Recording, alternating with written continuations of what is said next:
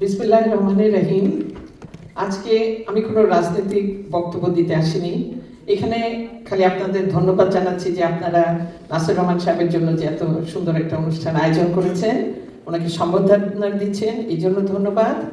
আর সবচেয়ে বড় কথা হলো যে আপনারা এই গত নির্বাচনে এখানে বহুজন আছে যারা উপস্থিত এবং অনেকে অনুপস্থিত, তারা ইলেকশনে দেশে গেছেন, 1 মাস ধরে তারা নিবিড়ভাবে কাজ করে গেছেন, এবং যারা যান নাই তারা এখানে বসে বসে বিভিন্ন প্রোগ্রাম করেছেন এবং তাদের আত্মীয় স্বজনকে উদ্বুদ্ধ করেছেন যে নাসির রহমান সাহেবের জন্য কাজ করতে।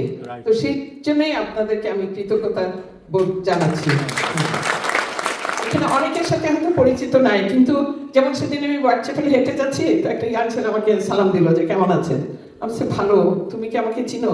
বলে জি, আপনি নাসির রহমান সাহেবের ওয়াইফ না? আমরা তো ইলেকশনে গেছিলাম, আপনাকে দেখেছি।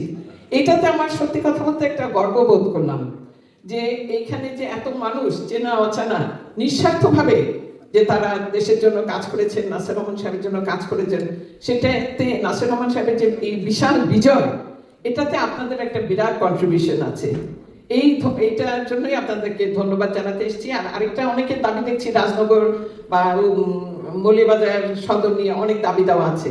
তো আমরা নাসির রহমান সাহেব তো গিয়েছেন, আমি প্রায় 160টা মিটিং করছি এই 1.5 মাসে।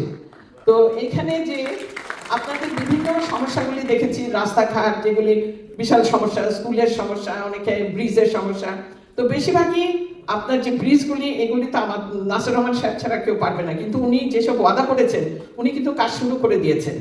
রাজনগর বলেন, সদর বলেন, এই যে সাবিয়ার ফুট ব্রিজটা সবার দাবি ছিল, উনি এটা শুরু করেছেন। তারপরে কাজিরগাঁওয়ের ওখানেও একটা চেয়েছে, এটাও উনি শুরু করেছেন। এবং রাজনগরের রাস্তাঘাট এবং যে সমস্যাগুলি আমি দেখে এসেছি, নোট করেছি।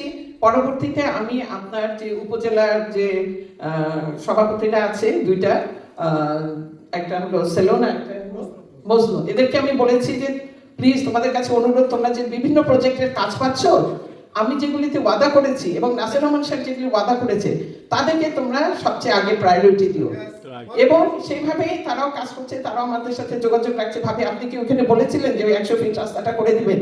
আমি হ্যাঁ, আমি তো এটা করেছিলাম, আমার খাতার মধ্যে সব নোট আছে।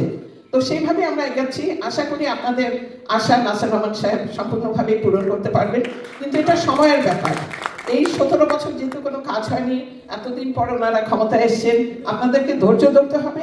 একে একে উনি সর্বাত্মক চেষ্টা করে যাবেন। উনি কাজ পাগল মানুষ, কিন্তু উনি কিন্তু কাজ ছাড়া কিছু বোঝেন না। কিভাবে মৌলভীবাজারে উন্নতি হবে আগেও করেছেন, এখনো করেছেন। ইনশাল্লাহ আপনাদের সব দাবি দেওয়াই পূরণ হবে। আপনাদেরকে আবার ধন্যবাদ জানিয়ে আমার বক্তব্য শেষ করছি। ধন্যবাদ।